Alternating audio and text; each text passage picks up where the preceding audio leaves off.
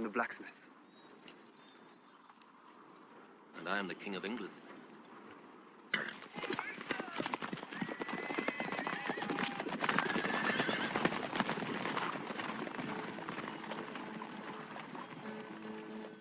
And what is the airspeed velocity of an unladen swallow?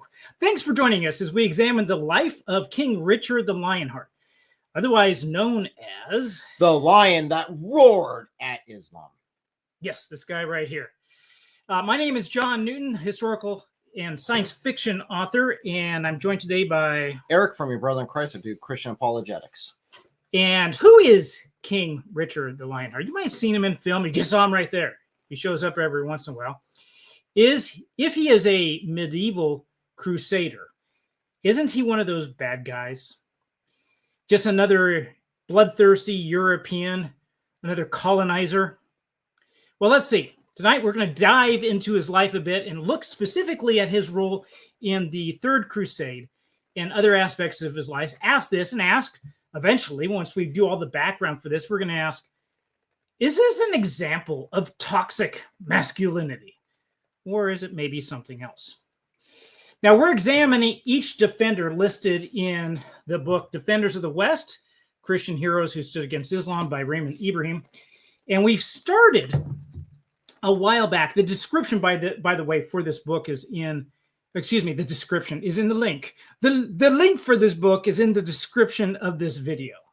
And we've looked at each one of these crusaders over time, but we started first by examining the just war doctrine that gives guidelines about how and when wars should be fought morally.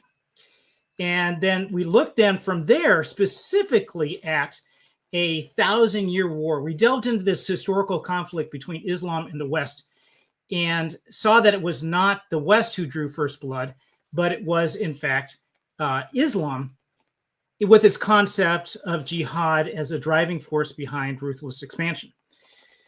Now, about 400 years after this expansion started, the West fought back here or there, but it was no concerted effort until, like I said, 400 years after this brutal barbarism, they could no longer take it anymore and called the First Crusades to reclaim the lands lost and provide a safe passage for pilgrimages to what they consider the Holy Land. You got the places where Jesus walked. You got a whole bunch of historical sites out there that were important to Christian history and Jewish history as well.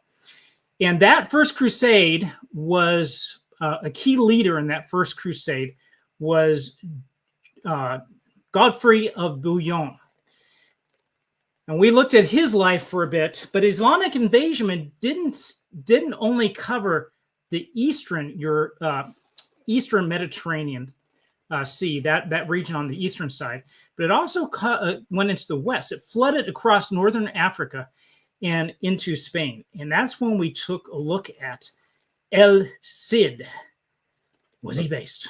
One crazy beard. Yes, the long flowing beard, which does not match what Charlton Heston had in the movie El Cid. And we looked at that too. We also looked at that movie and compared it to the best scene. The end is still the best scene. It's hilarious. You got to build that up a little bit. What was it? Well, okay. So we did a video and link in somewhere up here, somewhere it's going to be a link. We did a video comparing the movies, the 1961 El Cid to the 2005 Kingdom of Heaven. And that was starring Orlando Bloom and a bunch of others. They had some big hitters in there as well. But we compared those two to see what shift there was in Hollywood. One thing about that movie was that El Cid was... At the end, El Cid's dead. He's on the horse. They strap him up. So he's there with his flag ready to go and looks like he's triumphant, and he chases out and he's just dead there on the horse, and they just let him go for a bit. He runs over a bunch of the Moors and they claim victory. They have a little ceremony there for El Cid. And then the last scene is just him continuing to ride because no one ever thought that they should stop the dead man on the horse, and he's just riding down the coast. They even had a priest doing like a little funeral for him. Oh, blessed be the great El Cid who is departed, and he is departed. He still is departed. And it fades right to him. Go. It's hilarious. I don't think it was. I was talking to Eric earlier about this, and this is like the classic riding into the sunset they did in the 50s and 60s and earlier cinema, and I guess they still wanted to have that kind of. But technically, the hero's not dead. Yeah, he's still trapped to his. Somebody get him. Trapped. It was. It's a skeleton riding a horse. It was too good. So that was too much. He's the first undead, I guess. But El Cid was one of our guys, and then today we're looking at the third one, the third defender of the West in this book, and this is King Richard the Lionheart. And you saw a little cameo of him earlier. I thought about doing. So there's all sorts of ones that I can put up, but kind of keep that picture in mind. By the way, I think that image that they had of the actor that they had played that, who was talking to Orlando Bloom, Orlando was saying, "I am the blacksmith." And King Richard was coming to get him, Balin, because he was defending Jerusalem. He's saying, "You are such a great defender. You come with me and join me." And Balin says, "No, I'm just a blacksmith." And he has totally lost all faith. He is in that character. That would be the story of that, is the loss of faith story where there's no redeeming. Yeah, it was very sad. Very sad. So, but the thing about King Richard is he did not look like that older, I don't know, say 40s maybe old man. And then the other films you see him as a much older man.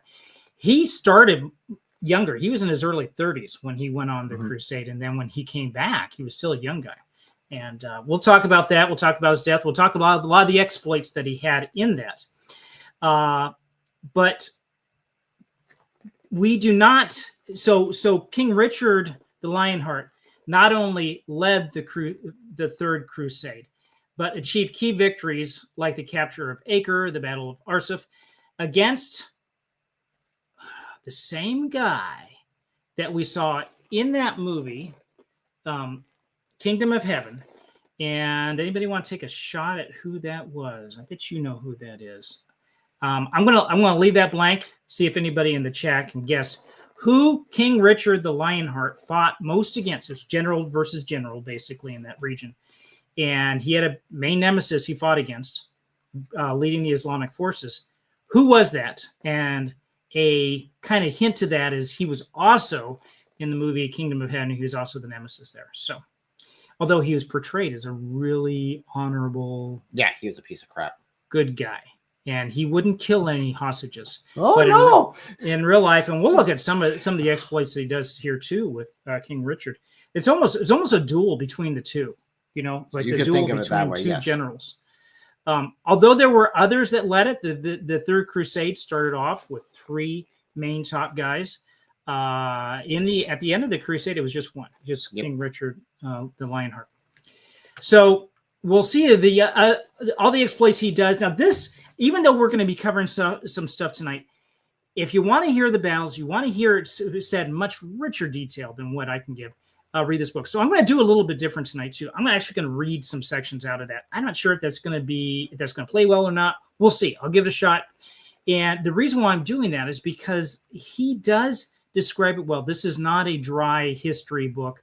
I don't want to pump this book up too much. But at the same time, Defenders of the West, I think it's well written, and it's an enjoyable read from a historical standpoint. It's not dry, just a bunch of dates, timelines and things like that. It does get into the interesting stories behind it. So we're going to make sure that we cover the highlights on his story.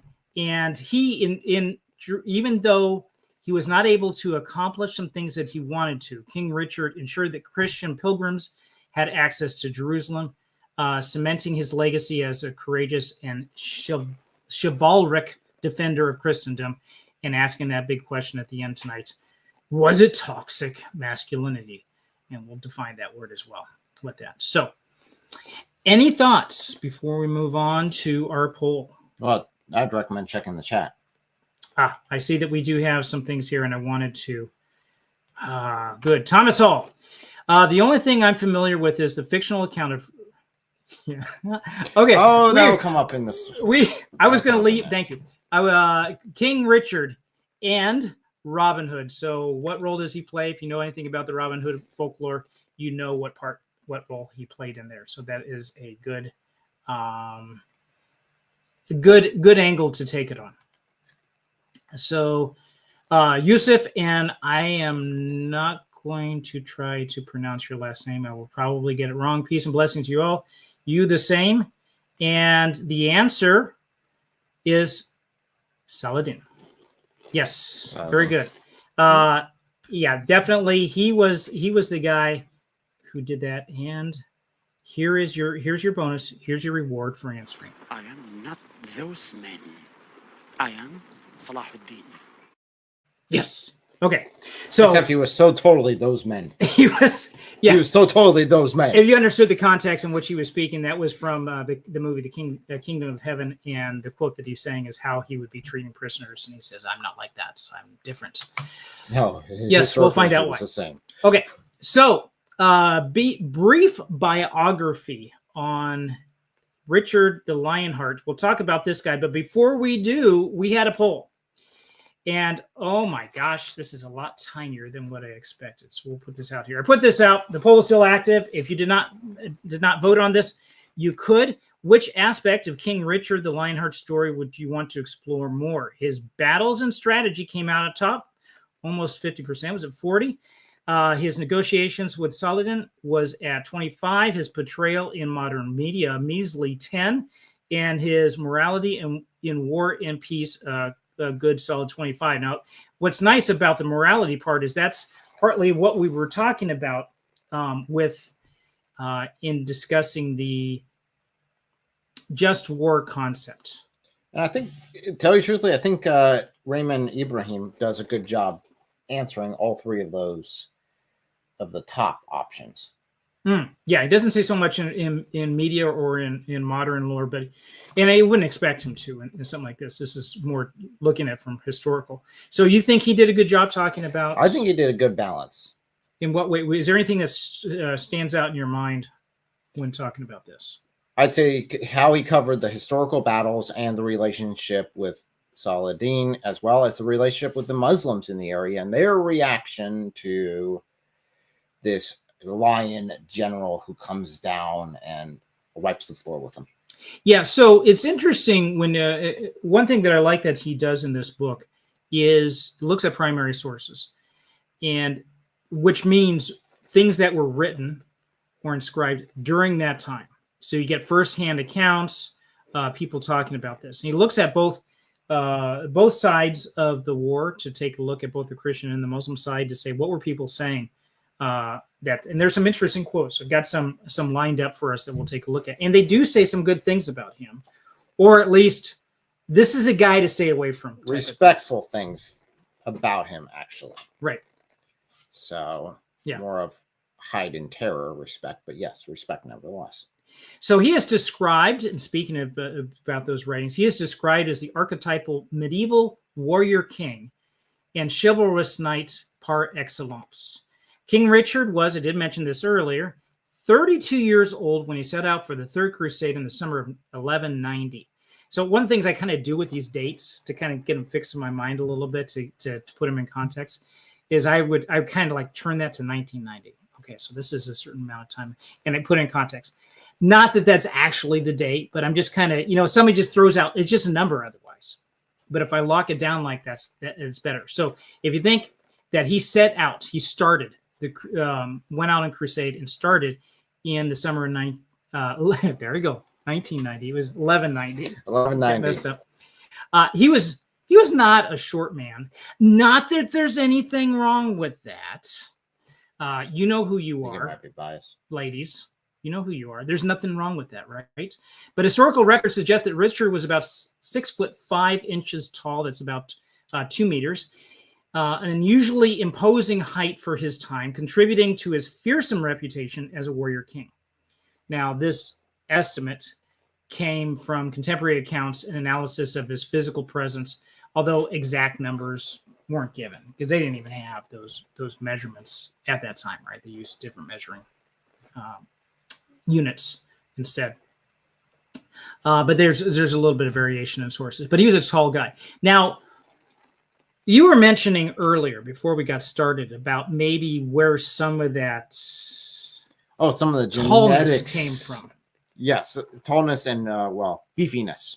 Beefiness too, yeah. He wasn't just a skinny, well one of those guys that are like 8 foot high and playing basketball. It's like you looks like they're going to break their arms, but not him, right? No, he was very beefy, and he also is described as having a red beard, which is an interesting trait considering that he comes from the Norman line, which were, William the Conqueror coming up, and William the Conqueror is descendant from Rollo, which is the Viking that landed there. Okay, so William the Conqueror is Richard's ancestor. Great-grandfather. Great-grandfather. Okay, so and then Rollo is who now? Rollo was, if memory serves, it's Richard's great-grandfather. And who is he? Not Richard's. William's great-grandfather. Yeah. And he was the Viking that the French hired to basically settle the northern area. They said, stop killing us, stop raiding us, sit here and just wipe out any of the other Vikings that come along, and we will let you have this nice land, and we'll let you It's be the Normans' tax-free. land. Yep. It's the Norman. They're Northmen. They're Northmen. They had this land. We got tired. They even came up the Seine to France, right? The Vikings did. To Paris. So France. Yes, to Paris. And thank you. In France. And so they, like you said, they said, here, have this. There's a beachfront property over here. And that is the inlet to the river. It was right in the middle of this land into Paris. So that river that they came up, they settled them right on that. So then it's like, hey, the Vikings have to go through you in order to get to us now. Yes. And then that name, that land for the Normans, the Northmen, became Normandy. The beaches of Normandy. There's plenty of history behind that. So then you got the whole history. It's way too long to talk about right now. But William the Conqueror then does come from Normandy and into England. And that's where you get the rest of the history here with Richard the Lionheart. Richard, so sources describe him as a big guy, and he trained hard as a warrior in his early life. So from 1157 to 1199. Again, thinking in my mind, okay, back in 57, the 50s, and then 99, so just before 2000, right? You can kind of think of that time frame. He's around. And then he took the throne of England as a descendant of William the Conqueror in 1189. Okay, framing those up a little bit. Now, all these numbers, not to get distracted, but just to remember how these are stacking up with these other defenders that we talked about, El Cid and everybody else. This is about 100 years before when they first came, the first crusade came through. And so this is after that time. Jerusalem has fallen. And we saw that sort of kind of in the movie The Kingdom of Heaven. We saw the fall of Jerusalem. Balin then comes back, and then King Richard crosses paths with him. Not in reality, but in the movie he does. And then you see him right off, and he's going out to the Holy Land. King Richard is shaped by this whole warrior attitude that's going on, right? His whole culture and everything is based on that. And he has a reputation among Muslims, you talked about this earlier, who feared him, quote, more than 1,000 Christian knights per his historical accounts. And we'll see some reasons why that is in a bit. So I'm going to check Raymond Ibrahim. Okay, so I'm going to check the chat here. So is Ibrahim an ex-Muslim? Well, when I first got this book and I first started reading it, I wasn't even paying attention to the author was. I thought, okay, Defenders of the West. I read the subtitle and started reading and stuff. And then later on, I just saw Raymond. And then I thought, Ibrahim, I thought, oh, this is going to be from a Muslim perspective. And I thought, okay, cool. I'll just, it'd be interesting to see what their perspective was on it. He's not. And he does say in the book that he is not Catholic or Protestant. And I was thinking, okay, Eastern Orthodox? No. Did you find out what his background? Okay. Well, there's an explanation of his parents' background. Yes. Okay. Very good. His parents were both Coptic Christians from Egypt. Yes, that's the impression that I got from this then too later, that he's not, because of the, well, what do you fall into? So Coptic. Yeah, because he does mention what the Muslims do, and even Saladin does to the Coptic Christians in Egypt. He tarred their churches. He broke their crosses. He was known as the persecutor of the Christians there. He just coming in and just like slamming them, even though they did not participate in any of the Crusades. He still came down on them, bashed on them, just because they're there. They're there, and they're not Muslims. They're not Muslims. They need to, well, they're not Sunni Muslim, because Shia he didn't like any either. Yeah. Now, wasn't he hard on them too? I think he was Turkic. Saladin? I don't remember off the top of my head. Okay. I'd have to, yeah. There's some background for him too that was interesting. But I know that he destroyed the caliphate, though. It played a major role in the destruction of the caliphate just prior to starting his own. And that was Shia Caliphate, which were the ones who owned Jerusalem and then lost it to the Crusaders coming down. Mm. And then, the movie, in the Kingdom of Heaven movie, it sounds like he's just retaking what he already owned, which no, he killed the people who already owned it and took over their place. Yes. So he's just a conqueror coming. That's an interesting piece of history that is often forgotten in the context for this. Saladin, at least, especially in the movie, and a lot in literature now, when you look at him, at least university level, would look at him as being a peacemaker, as coming in. It's totally the opposite. No, he's a conqueror who's coming in just like many before him, any of the Muslim conquerors before him. He's just retaking over the caliphate he helped dismantle. Yep. So we have, I'm going to put this guy's image back here so we have a little bit of context. A little bit of red beard there. Keep in mind red beard, because we got another guy who's red beard here. I don't know what it was with red beards in the Middle Ages, but some of the best knights did have red beards. There's a quote here from a Muslim emir. He said, "There is something especially amazing about one of them," talking about the Crusaders that had come in. "He threw our people into disorder and destroyed them. We have never seen his like, nor known anyone similar. It is he who mutilates our people. No one can stand against him. And when he seizes anyone, no one can rescue them from his hands. They call him in their language Malik, Richard, King Richard." So there's a couple of places in here that I want to read, because I think he describes it the best, and there's also some quotes that come out in here too. So this is the setup that's happening before the Third Crusade is called. Frightened at the nighttime approach, Isaac and his vast army, a clerk who ran and presumed to, and I'm reading the wrong section here, I'm sorry. I gotta say, I'm a little lost. Yes. So that's just me. So I figured I missed something. So this is an account of one thing that happened. "How many well-guarded women were profaned, and miserly women forced to yield themselves, and women who had been kept hidden, nuns, stripped of their modesty, and free women occupied," meaning penetrated, "and precious ones used for hard work, and pretty things put to the test, and virgins dishonored, and proud women deflowered, and happy ones made weep. How many Muslim noblemen took them as concubines, and how many ardent men brazed for one of them, and celibates were satisfied by them, and thirsty men sated by them, and turbulent men made able to vent their passion." This is part of the account as what happened after Jerusalem was taken, which was made to look like generally a peaceful taking or siege that was done in the Kingdom of Heaven. There's a lot more that had happened afterwards.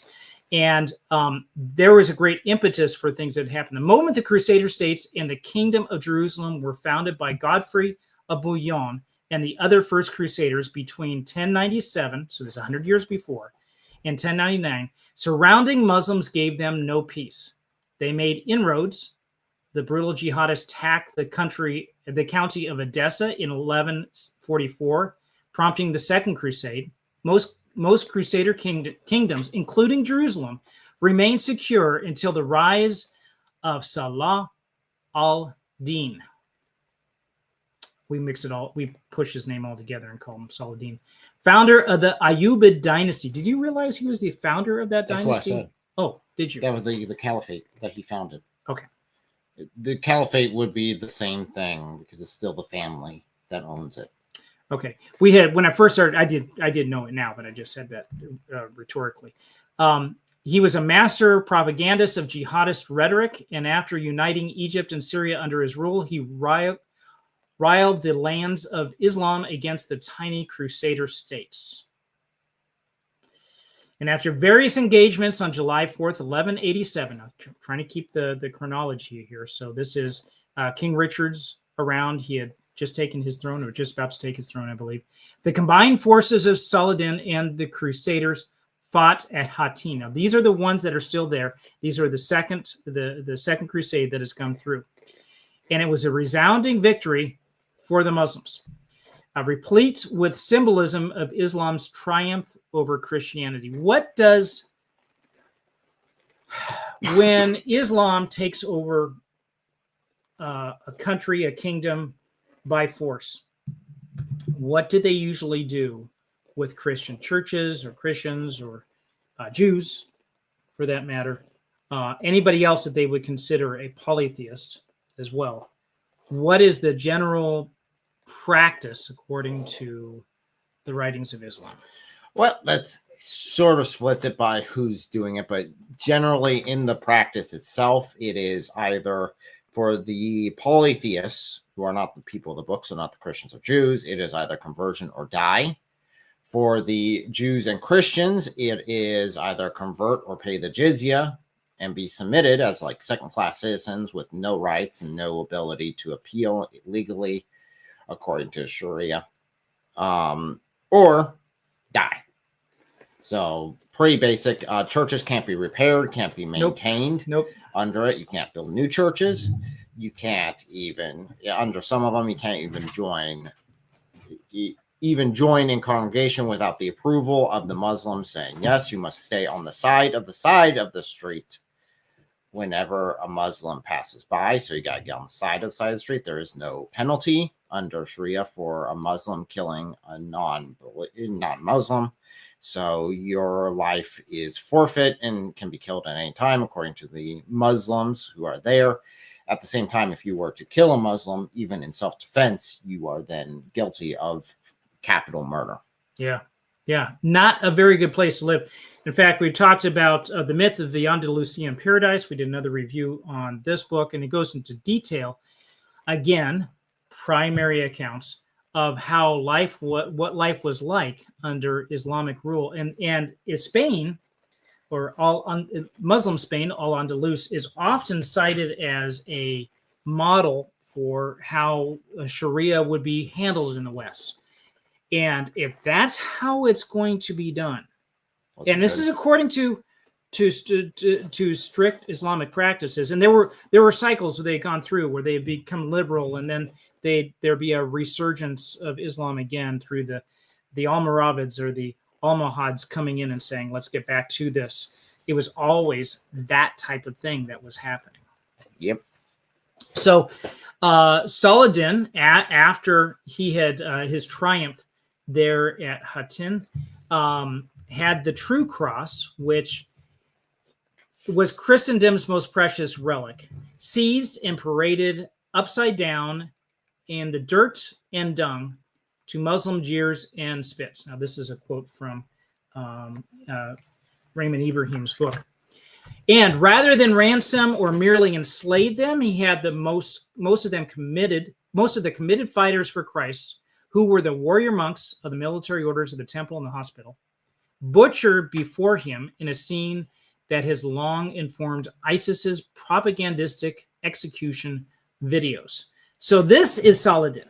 Yes, that is the actual Saladin. This is this type of stuff that was happening there. And you think about whenever there's a resurgence of Islam like this, think ISIS.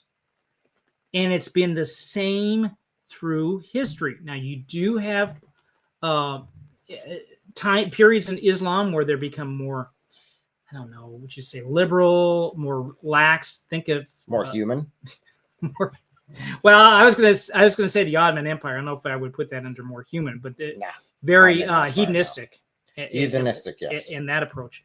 But in some ways, like the Taifa kingdoms in Spain, there was just commerce and work together with Christians, although they were some of them were under Christian rule, and in some places the other way around. But once you have that resurgence of dogmatic fundamentalist Islam, it's all over. And the reason why you keep seeing that resurgence is, again, because that's how Muhammad practiced it. That's how Muhammad taught it. Those are the original concepts that were put forth, saying, hey, this is how you're supposed to do it. And any sort of concept of peace with the infidel is a deviation from the teachings of Muhammad. Right. And Muhammad, according to the Quran, is the perfect code of conduct. He is the model. Mm-hmm. Whatever he did, well, with some exceptions, because he did have whatever he did, except for the stuff that he did that was supposed to be against law anyway, but he still did it. He could, because he had a special position, and because of this special position, he can make exceptions for himself and things like that. So we got that taken care of. So I'm going to check the chat real quick. It seems like we got some lively discussions here. So Artrix said Saladin was a Kurd. It is kind of ironic and sad because plenty of Kurdish tribes may have originally been Oriental Orthodox and Nestorian Christians before Muslim conquest. Wow. Yeah. Okay, so I thought it was just Turkic. That helps refine it a little bit more. And you're right. I mean, think about the history behind that. That's a sad occasion. And Thomas said Normans were descended from early Viking tribes themselves. I think we did cover that. Yeah, would explain the red hair. Yes, definitely the red hair, or maybe even blue eyes, because Scandinavian. It sounds like satanic ritual, what Saladin did to the true cross. Yes. I think every way to defeat it isn't their form of execution crucifixion. No one does crucifixion anymore as a form of execution, as far as I know. That is, ISIS still didn't. I mean, we're talking recent history. Yeah. So it's not that, and they're the only ones that do this. Yeah, and we'll find out later in this, when we go over some of the other defenders too, that you do see crucifixions being done. Even in the movie El Cid, they showed one, although it was an X cross, it wasn't a straight T cross like that. There was a crucifixion that was being done by the Muslims. Why? To me, that sounds satanic. Why? Because it's humiliation. Yeah, it's supposed to be a humiliation. This is how you think your God died? You're going to die this way too. And it's a domination thing. We can do this. We can mock you and your God at the same time while making you suffer. I think the whole thing about domination really does come up a lot in terms of like taking over a territory. You want to take over their religious sites. There was a video in the UK that I saw just in the last few days. Now, Muslims in London have been taking over streets just praying. Oh, you can't stop them because it's religious right? Yeah, but you'll definitely stop Christians who do the same thing. Or even praying silently. Yes, across from an abortion clinic. But they had, it wasn't a whole lot, maybe just 15. If I remember the video right, they were praying, doing salat on the grounds of I think it was Westminster Abbey. Yeah. Yep. Westminster Abbey. And that's something that just happened recently. And guys, watch out. This is portents for what's to come. Christianity is so weak here, we can just do whatever we want on their holy lands, and they won't do anything to us because we are actually in power. Yeah, you will see that mocking done. It'll get worse. Because they want to one up the next one. We've done this. We'll establish this, establish this, establish this. You look at the percentage, when there's a certain percentage of active Muslims, when I say active, I mean following the Quran and the Hadiths, in a society, they're small, they're It's very peaceful. We're just here. We're just like you Tolerance. guys. We're just like you. The verse in the Quran, you've got your religion, I've got my religion. You're not going to worship my gods, I'm not going to worship your gods. My path's not your path. That one is preached a lot during that stage, and then you get worse and worse, and eventually it becomes what abrogated that passage, which was Quran 929, which it deals with absolute domination in a point where the wording itself means to be, the Christians and Jews are to be humiliated. They are to be made low. They are to be, absolutely subjected to Muslim rule. Yeah, it is. So pray for London, pray for England, pray for the Europe at large, except for Poland and some other places. They're doing pretty well. So I'm going to put this up. This is actually, we're going to be covering this later, because what we're doing in talking about the whole question of toxic masculinity relating to Richard the Lionheart is we're setting up what his history was. And then after we have the history, we've gone through things, we'll ask the question at the end saying, okay, does this line up with what is pictured as being called toxic masculinity now? If that's, cool term or not. So Richard's motivations, what were they rooted in? Just like the other defenders that we see here, and even especially the next one we're going to be covering next week for Ferdinand. Ferdinand. Yeah. King Ferdinand of Castile. It is rooted in faith. Is the belief in Christianity. There was no question. This was not a land grab. This was not a go out there for revenge or bloodthirst and stuff like that. This was to provide a means for people to have pilgrimages to those spots and to defend those and regain the lands that were forcibly taken. So his leadership of the siege of Acre in 1191, securing a critical victory, his tactical brilliance in the Battle of Arsuf, defending Saladin's larger army, and diplomatic negotiations with Saladin. And I'm not going to say how those ended, because we're going to be looking at each one of those in detail here in a minute. And how did those negotiations end? So part of this goes with the just war theory. We talked earlier a few weeks ago about just war, the just cause. In this case, would this be considered a just cause for war? Yes. In what way? It is the defense of the people who are going there. It is not for personal glory or personal enrichment. It is to establish to prevent hardships that are happening, such as death, execution, the loss of life. So that is the intent behind it. Yeah, we're not talking about people that are just thirsty for water. They're not getting it. There's not enough restrooms along the pilgrimage way, so we're going to come over and take over and make sure you guys have it. We're not talking about that. We're talking about grapes and pillaging and all sorts of other things that were going on during that time that were the impetus for this. And also the taking of the land itself that was done. This was in Christian hands since the Roman, since before the fall of the Roman Empire. And say the fall would have been in the west. In the east, it was with the Byzantine. And it was under Eastern Roman control when the Muslims had attacked and sacked it. So there's all that question too. It was then when it was supposed to be set up to say, okay, we own it now, but we're going to let you guys come in and do your pilgrimages and give you guys equal rights here and that type of thing. But that didn't happen. And so that's where it was with the whole thing with the war.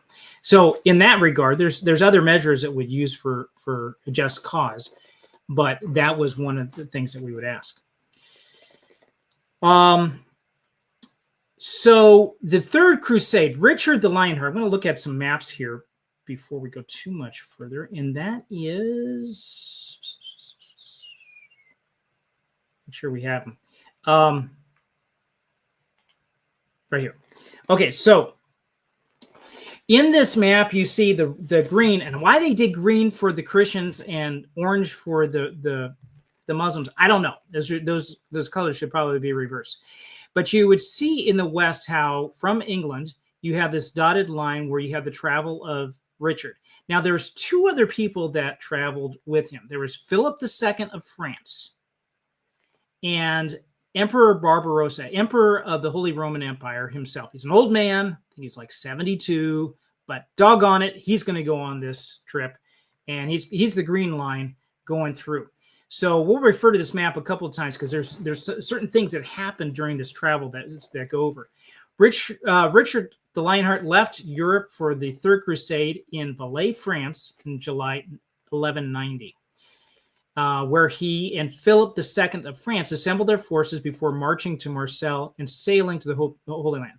So then those two took off together, and they were like, hey, let's be bros. All right, I'll be bros. And kind of picture these two. These are like not a good match. You got the big, burly... I'm thinking of who's that guy who plays Reacher? Don't remember. I sort of think of him as a beard. I wouldn't go for the Dutch Giants, the guy who's bigger. They actually fought with in one episode. That guy's huge, but probably like Richard. Probably like Reacher, and then he goes with this short French guy. Mm-hmm. Short, stubby French guy. Now, I don't know if he's stubby, but Philip II was actually his boss, so to speak, in the whole hierarchy of how they did things. His liege lord. Liege lord, yep. So he had to pay taxes. He had to pay homage to Philip. Yeah, so the two of them go on, and they're talking about. But the thing about Philip, it was not just his stature; it was his demeanor. He was not very good with people. He was kind of reserved as far as a military guy goes. Maybe he was much better as an administrator. I don't know. But the way this played out is he was not the best fit for this crusade. Richard was. You got guys following Richard because they want to be like him. You know, they want to say, hey, this guy's... The French guy reminded me of someone who just wanted to be. He wanted to be the cool guy. He wanted to be the main guy in the center of attention. Yeah. And I think that ended up with a lot of envy later on. Yeah. So it started off good. They rose, and then it kind of crumbled over time because Richard's saying like, man, this guy he doesn't know how to do this stuff. And Philip is saying he's not being a good subordinate. He needs to listen. So they had that kind of back and forth there for a bit. It wasn't huge, but it was definitely in the undercurrents of their working together. So now, Emperor Barbarossa, remember this green line going across? Okay, starts there in, I think, Cologne in Germany, and then crosses into the Byzantine Empire.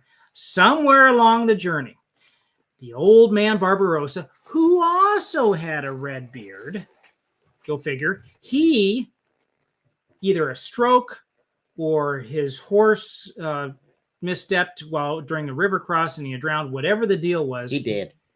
He didn't make it. Now, the thing with these leaders is they're not it's not a desk job and they get on the phone and call and stuff. They are out in the field with their men.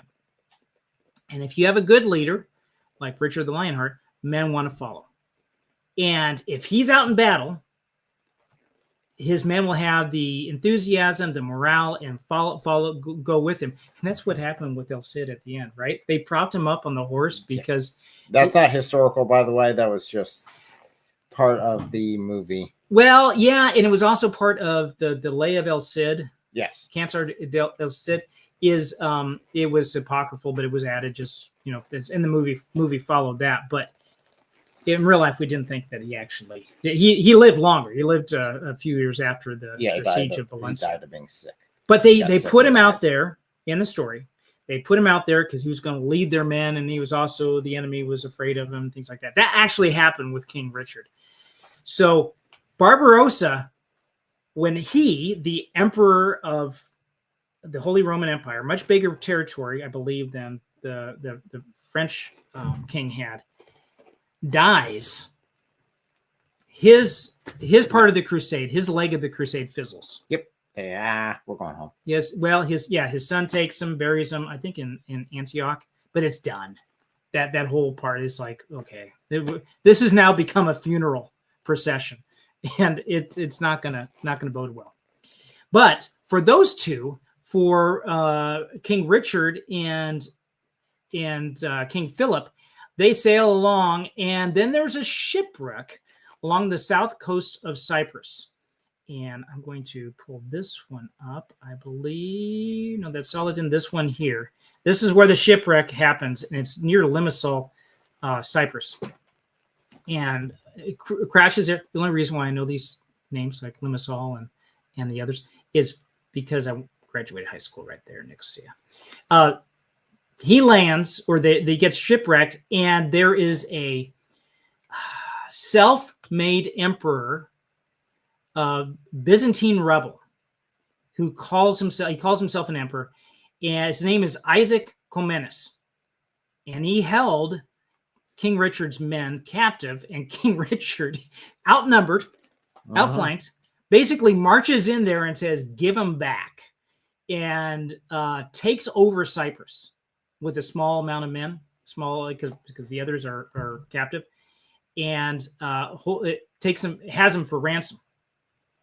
And it just gets him out, and the self-made emperor Isaac Comnenus says, "Please do not." I think it was a dignity thing. He says, "Don't put me in iron shackles, emperor. You don't do that to an emperor."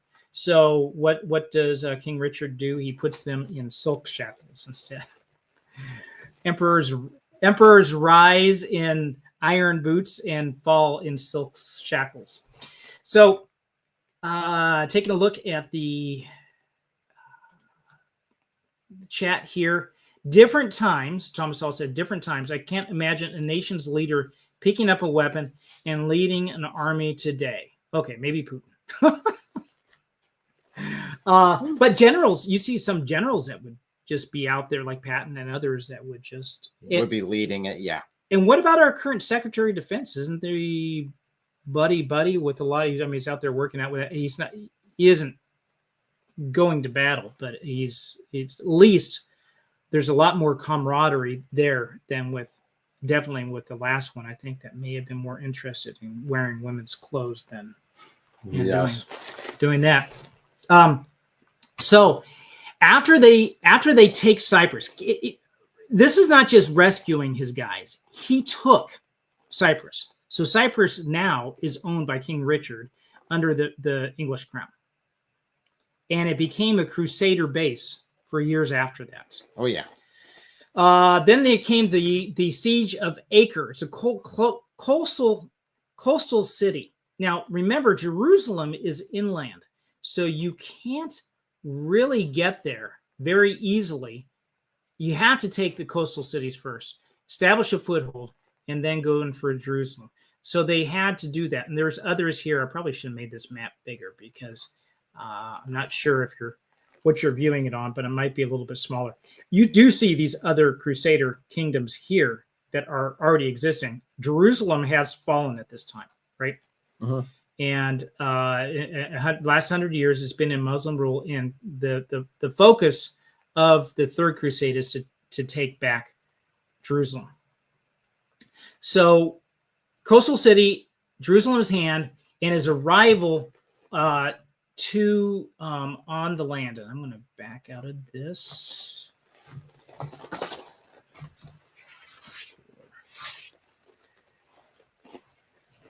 Okay, so this is when he arrives on the coast.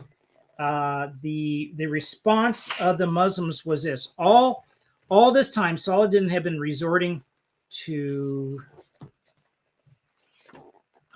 He finally faces Saladin for the first time, and there has been a bunch of terror tactics going back and forth with Saladin. All this time, he has been resorting to these terror tactics, for he enrolled 300 robbers from amongst the thieving Bedouin to infiltrate the enemy. Now, that was a quote.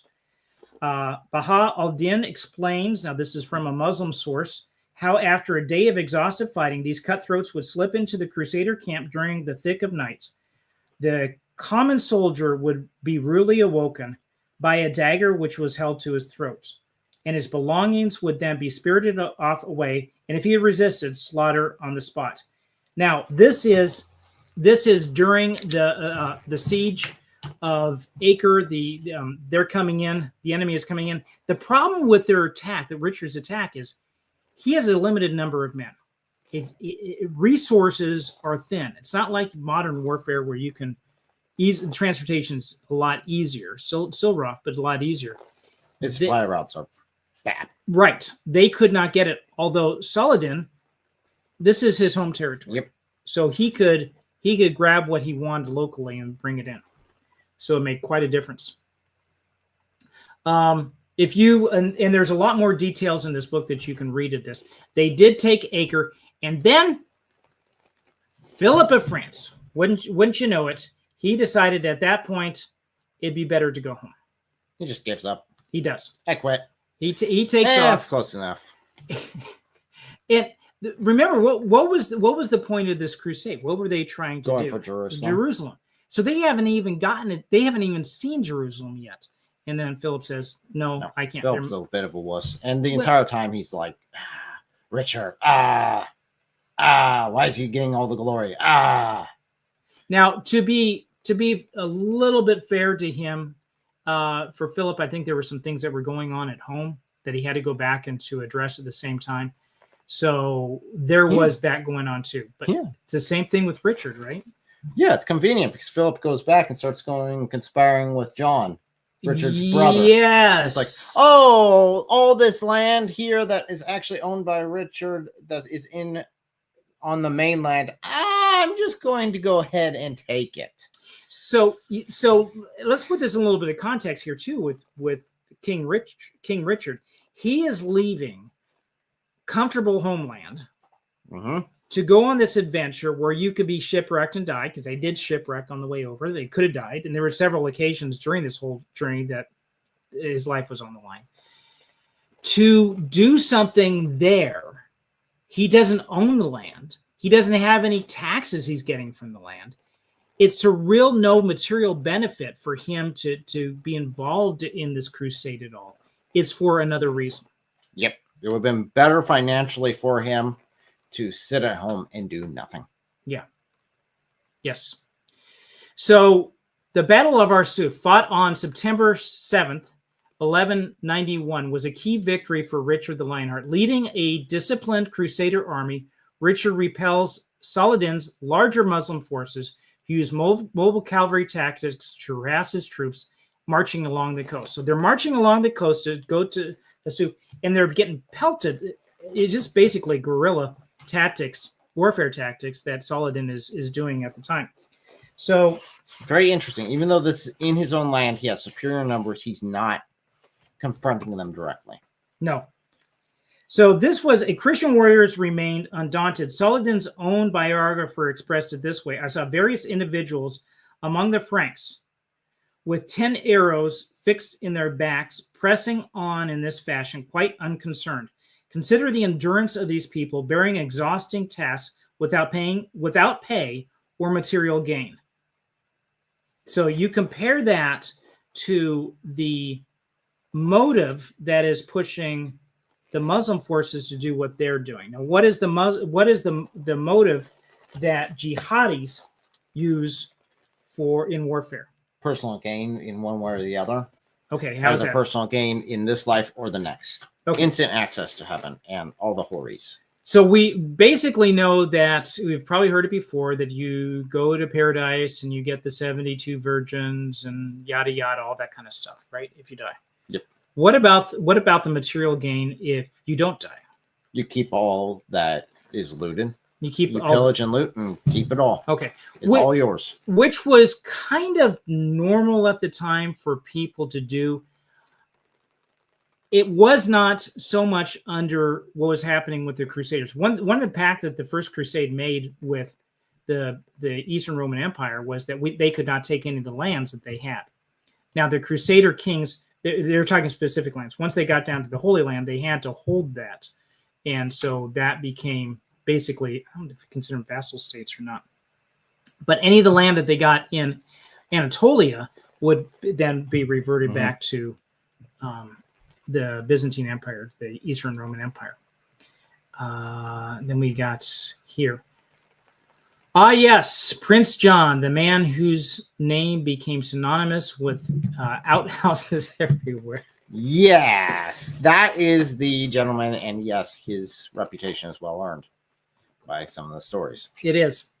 So Richard's strategic brilliance shown when he maintained formation under these attacks and absorbing those attacks to launching a defensive countercharge with his knights routing Saladin's army, his personal courage leading from the front, and his tactical restraint avoiding premature engagements secured victory, bolstered Christian morale, and strengthened their coastal control. There was one event that happened in here where he's saying, wait for it, and a couple of knights just went out, and King Richard said, yeah, screw it. Gotta go out now. let's do it. It's all done now. The freaking idiots. And he would go out with sorties and attack at the head of it himself.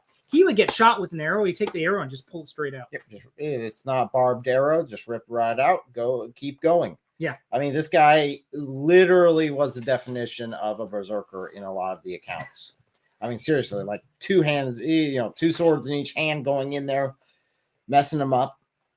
It crazy accounts as far as just his bravery and ability to face the enemy.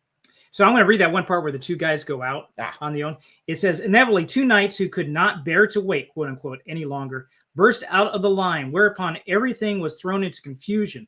They charged and began slaughtering their enemies. The rest of the Christians heard these two calling out with loud voices for St. George's aid, and they charged boldly on the Turks, and so immediately followed suit, charging as if one into the relentless attacking enemy. On seeing this, Richard signaled for the general assault and sped into the fight where the fighting was the thickest. He broke through the hospitators and crashed with thunderous violence into the enemy. Quote, stunned by the strength of the blows he and his force inflicted on them, the Muslims fell back to the right and the left. And so this guy was not sitting back giving orders from his ivory tower. He was involved in the fight and often directing it. Wherever the worst fighting is, he's like, that's where I'm going to be. I'm going to be in the hardest parts with my men. Right. So that earned him a lot of respect. A lot of respect with those guys on both sides because of that. And this was just not foolhardiness. He knew that if he broke that one spot, the rest would collapse. And they were outnumbered. And so he had to do attacks like that. So now they finally make it to Jerusalem. And before Jerusalem, the Crusaders' morale was low and their numbers were diminished. We're talking about attrition, right? Yep. Basically, they're sickness, illness are taking its effect, malnutrition, all the fun stuff. Yeah. And the book goes into details about that. So if you've had lunch, you may want to skip a few paragraphs, but it's all there. Good, the bad, the ugly. So at this point, they're basically at a kind of a stalemate. So remember, Richard's by himself. You have the two others leaders that were going with him. Barbarossa, he did, who died right at the beginning. It was a little bit of an anticlimactic. Then Philip, who went back and stabbed him. Richard in the back. He went back. Went back and he's over there taking Richard's land while Richard's out here still doing this.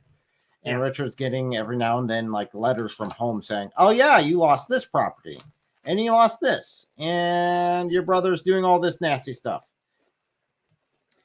So then you have coming, finally they're at the end and they go to sue for peace. This is the English king, King Richard, coming to Saladin, and he sends the following message. They're not talking directly to each other, but he sends this message. The Muslims and Franks are done for. So not only were the Franks talking about, mostly from that area, these are the Crusaders that had come, although they did have some that came from other areas. He said, they're done for. Muslims were also exhausted. The land is ruined utterly at the hands of both sides. Property and lives on both sides are destroyed. This matter has received its due. All we have to do to talk about is Jerusalem, the Holy Cross, and these lands. Now, Jerusalem is the center of our worship, which we shall never renounce. For even if there were only one of us left, as for these lands, let there be restored to us what is on this side of the Jordan.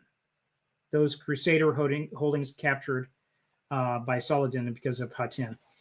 The Holy Cross, that is a piece of wood that has no value to you but is important to us, let the Sultan bestow it upon us. Then we shall make peace and have rest from this constant hardship. So he was saying Jerusalem is important to Christians. Why would they say that this is the most important city for Christians? Because this is where Jesus died.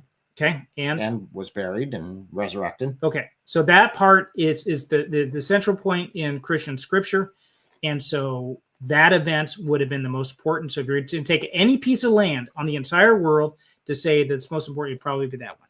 Yes. Correct.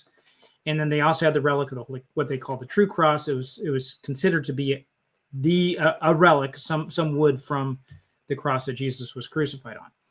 So then what would you say is the most holy place for Muslims? That would be Mecca. Why? Because that's where the Kaaba is. Mm-hmm. It's a Muslim-only city.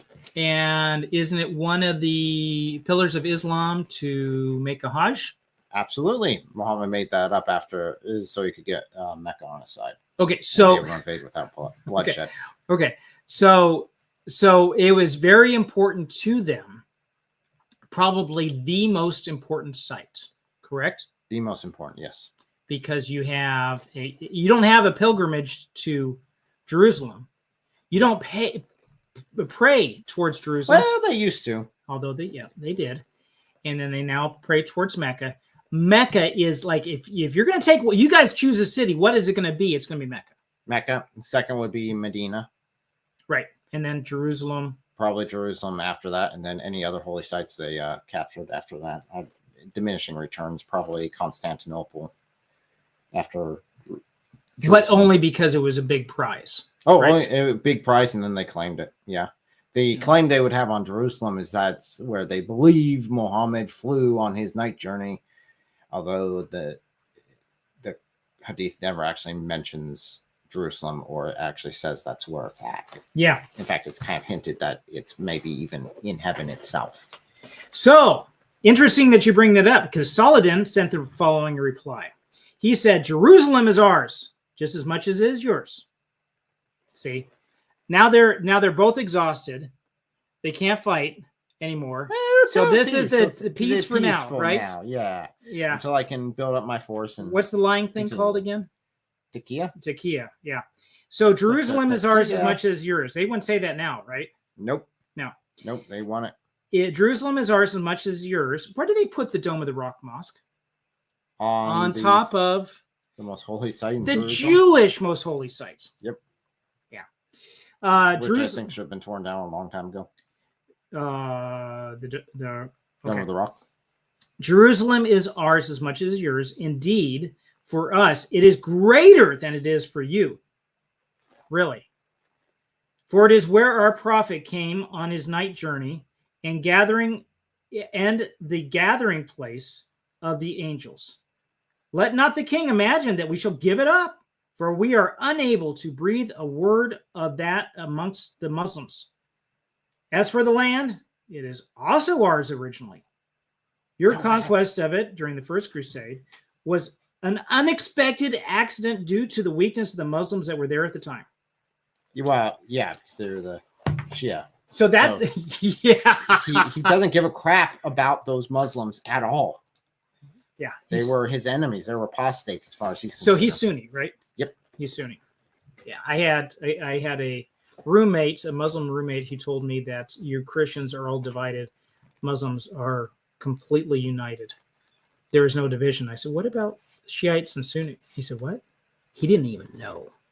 Well, how he would do that is he would just, whichever group he wasn't involved in, he would just wait and say, they're not really Muslims. That's right. They don't count. That's right. It's the no true Scotsman fallacy. Yes. Other battles ensued, but King Richard and the other Crusaders did not regain Jerusalem from Saladin's control. So even though we talked about this one treaty right here, and they wrapped some things up, and he said, okay, that the pilgrims can come and do their thing. There was a bit of a and he does mention this in the book too. There really is no peace talks with that. There is no real surrender with the Muslims here. Nope. it is just a ceasefire. Temporary ceasefire, yes. Why is that? Because in Islam, that's the only option you got with non-believers, because you're either preparing for war or you're at war.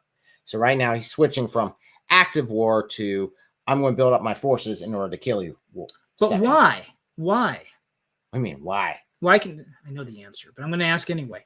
Why, according to whatever they believe or wherever it's from, I know wherever it's from, why did they fight here? Why did they continue to advance?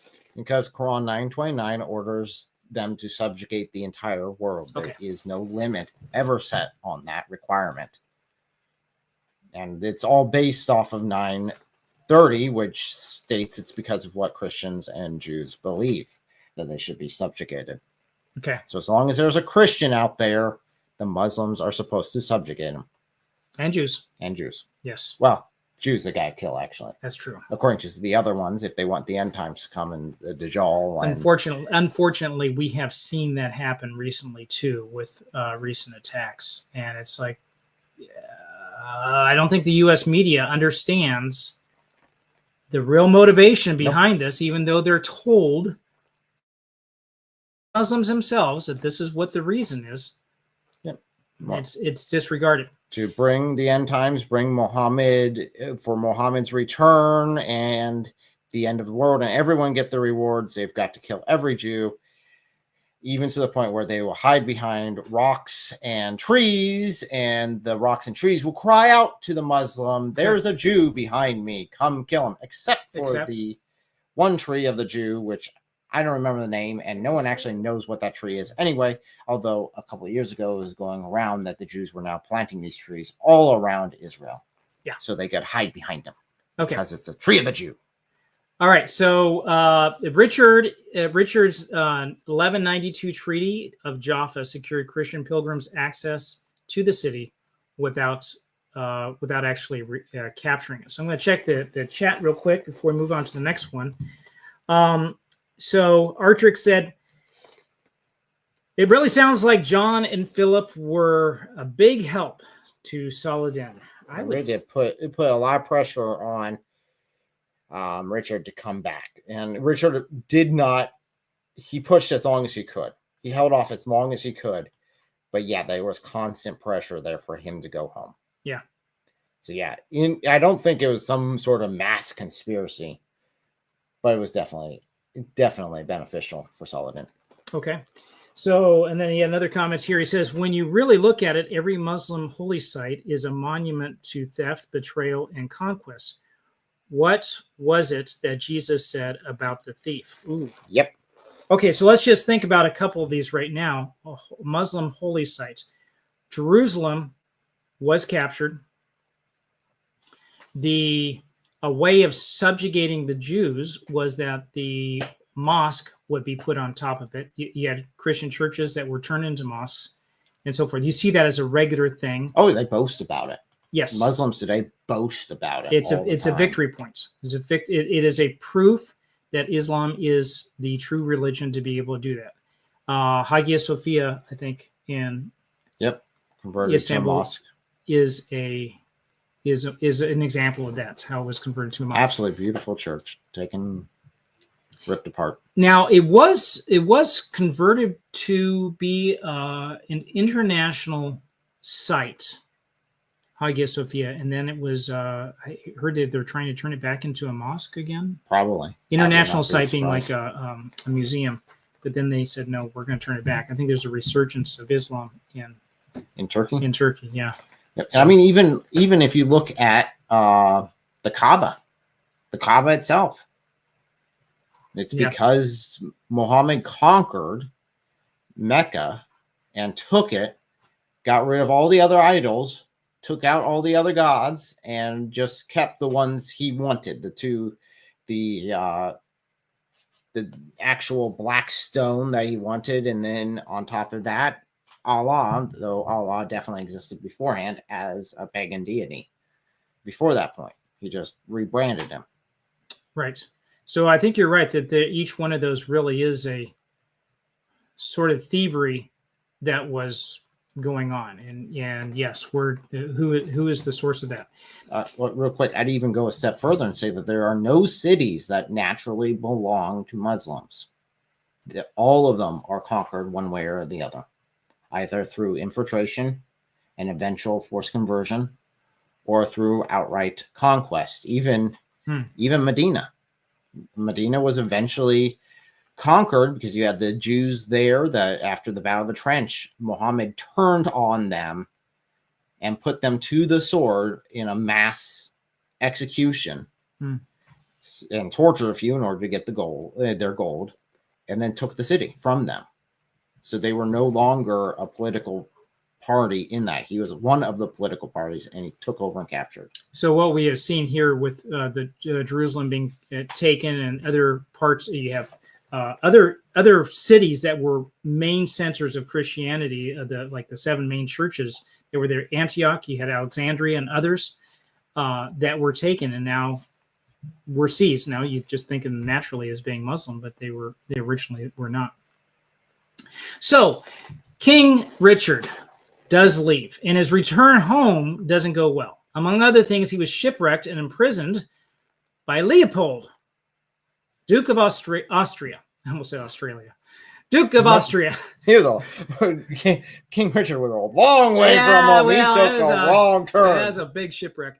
Who now King Leopold bore a grudge against Richard after the conquest of Acre. There was some infighting in there about who, how things should be done, who should have the land, stuff, so forth. Over a year later, so Richard shipwrecked, imprisoned by a year, held ransom, and he was released in February 1194. What would have happened if he stayed in the Holy Land? I'll hold on to that thought. If he would have stayed there, 6 years later, after he leaves this land, actually, Saladin shortly afterwards passes away on March 4th, 1193. So not too long after he had left, it was like a year, maybe 2 years after he had left the Holy Land, Saladin passes away in Damascus. And that was the end of him. And he was also one of these great generals who was a leader of men. Without him, you don't have the same level of force like what you had with King Richard. 6 years later, a cache of Roman gold is discovered. Now, by law, this belonged to the king. Now, this is it's either in France or England. I'm not sure which. I thought it was in France that this happened. I forget where it was exactly. But the finder of this gold refused to turn it over to the king. And when King Richard and his men, with his men, but without his armor, tried to claim the gold. Now, remember, all the battles Richard has fought. This guy shoots the king. And Richard breaks off takes the arrow, but it breaks. It breaks. Well, yeah, it rips out, but the barb's still in there. It starts going gangrene. And then he died on April 6th, 1199 from the infected crossbow wound. And this was at in France, Chablais. I think that's how you pronounce it. And so, yeah, and an ignominious death after surviving so much that he had out in the Holy Land. Here he comes back home. He has this whole thing going on with Richard, his brother, all this kind of stuff. Finally, things settle. He got this little dispute with money. Boom, he dies. Just like that. And it wasn't very much longer either. He wasn't an old man either. I think he was like in his 40s when this happened. So. Yep. He did, though. So let's I'm going to take a look. It's kind of similar to how in the movie we reviewed last week, El Cid died in the movie was because of an arrow that was there that was broken off and ended up killing him. Yeah. So we got this one comment here from Dims. I agree. Christianity was originally the founders of every major Middle East city, such as Damascus, Aleppo, etc. Some of them were even founded before Christianity. I would actually disagree. Yeah. Because the majority, like Damascus, Tyre was before Christianity. Damascus was before. By what I mean by Christianity is they were before Jesus's time. So they would have been founded by the Jews of the area before that point. And even like Jerusalem, as far as the settlement goes, because it wasn't very big at the time, but the settlement that was originally on that platform wasn't even founded by the Jews themselves. It was the sea people who owned it prior. Right. Yeah. And there were many other places like Jericho, evidence of like 7 layers of cities that were built and rebuilt over time, way back. We're talking very ancient times before the conquest of Israel, before it let 1000 BC or 1200 BC, when the land was in Jewish hands. So yeah, there's many of those cities were pre-existent. I think the idea was not so much that Christianity had founded those, but that some of the other cities, I think from Muslim standpoint, it's like they're the same thing too. And I wouldn't even make the same claim about Christianity founding a lot of cities. A lot of those cities were pre-existent. That's what I was saying. Yeah. They existed beforehand. Yes, they were in Christian control before the Muslims came in, invaded, and took it. Before it was Christian, it would have been pagan under the Roman rule, but underneath the Roman rule would have been the Jewish rule there, and before them would have been Greek rule. Before that would have been the Jewish rule, and then back and forth for quite a while with the Babylonians, the Assyrians, lots of history. Right. Lots and lots of history, a lot before Islam ever reared its ugly, demented face. How was King Richard the Lionhearted to be? How has he been remembered? He's actually been remembered quite well. He is thought of pretty well, definitely in England, which is kind of funny because he hardly ever visited. He was mostly in the land, his French holdings, which are current modern day France. So he spent a good portion of his rule there. I think it was only like 6 or 10 months out of his entire rule that he visit England itself. Okay, I think he's remembered fairly well. He has a fairly good reputation even today. He does show up. I think most people would like you said. I think it was Thomas who said this. He does appear mostly like with Robin Hood, showing up with him in that movie, coming at the end. Yep. So was Richard an example of toxic masculinity or an example of true masculinity? I said true masculinity, hands down. Let me define. I'd like to define what toxic masculinity might mean, because it's difficult to really pin this down. You look at, depends on who you're asking. It refers to cultural norms and expectations around masculinity that promote harmful behaviors such as suppressing emotions, prioritizing dominance, or endorsing violence as a measure of manhood. It is often criticized for fostering aggression or entitlement, contrasting with positive traits like honor and courage. So first, let's take this one apart.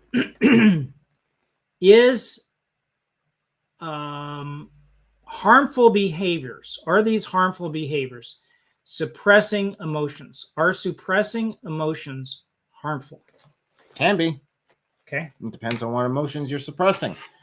And it can be good, depending on which emotions you are suppressing. And the timing.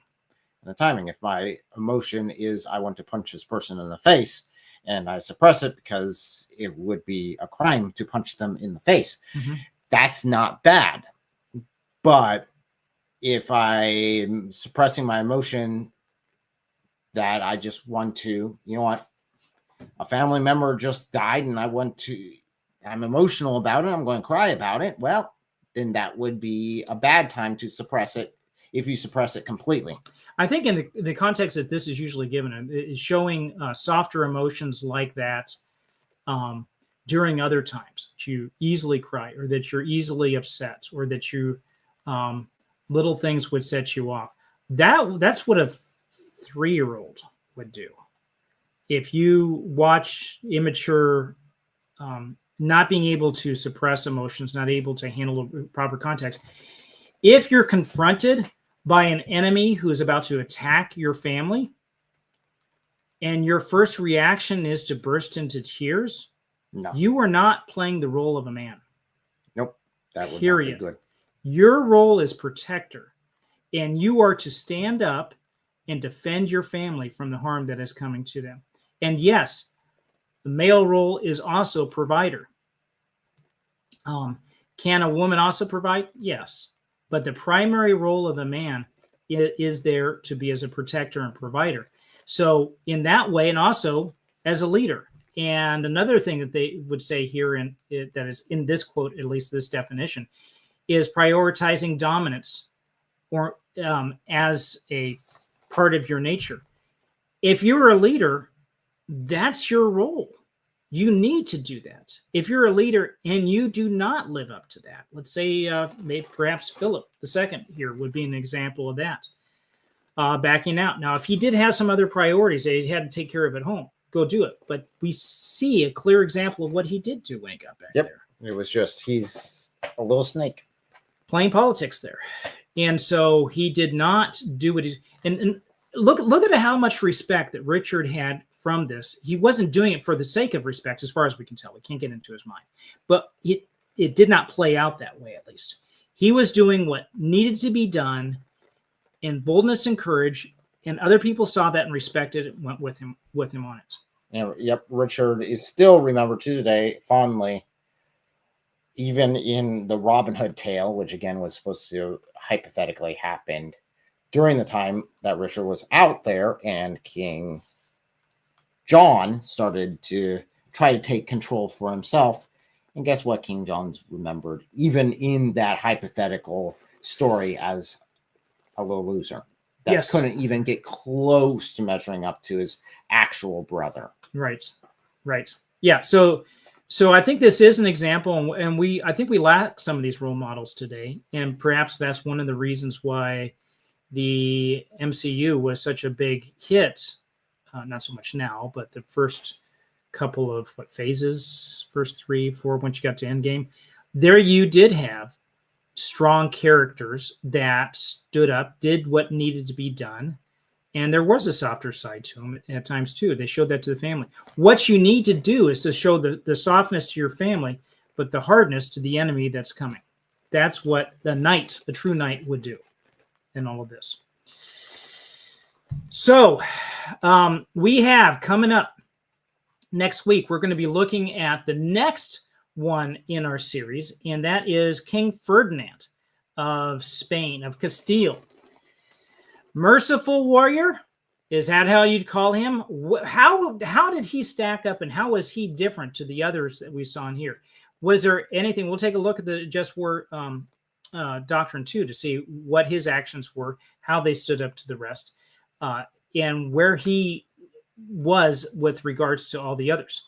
To recap some of the points that we had on all these guys, the historical clash between the East and the West, between Islam and Christianity, was real. It went on for millennia and still goes on today. And it doesn't take much. You just need to get outside of whatever cultural bubble we're in here, get it from a good perspective, and you'll see what is happening, what is still happening. And say from the offset too is, I want the best for individual people, that no matter what religion they're following, I want them to become Christians. Want them to have eternal life and to be drawn into the fold. I want the best for them. But if they're going to fight against you and they're going to take democracy and turn it into jihad, no. Back off. And so we need to stand up against that today, just like we did see it then. These are role models that did that then, as well as being role models for masculinity. In the end, Islam is cancerous to humanity. It's cancerous to those who do not follow it. It's cancerous to Christians. It's cancerous to Muslims. It is especially cancerous to those who are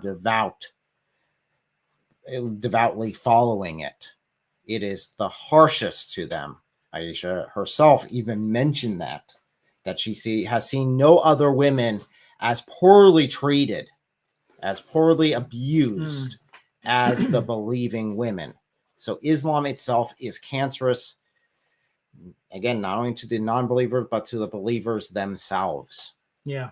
Yeah. You look at the spread of Christianity, what it brought with them, and the liberation that it had for people in society. And that is not what you see in Islam. It's actually the opposite, reversed. There's one last comment I'm going to put up here. This is from Thomas Hall. In softness to women. This was the time period where chivalry came from. Absolutely. And I will go, let me do it this way. I will say that all this time that is circling around this, especially next week and talking about King Fernando, I'm excited about talking about him for several different reasons. One is he was during this era that was during this story, this book, talking about where's the comments? There we go. Sorry.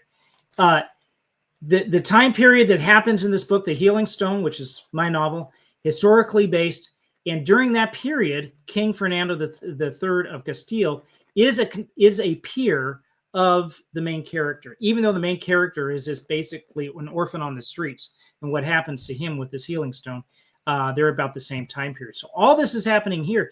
And Francisco, very much the main character in the story, wants to be a knight. And there's a lot of chivalry that's within this book as well.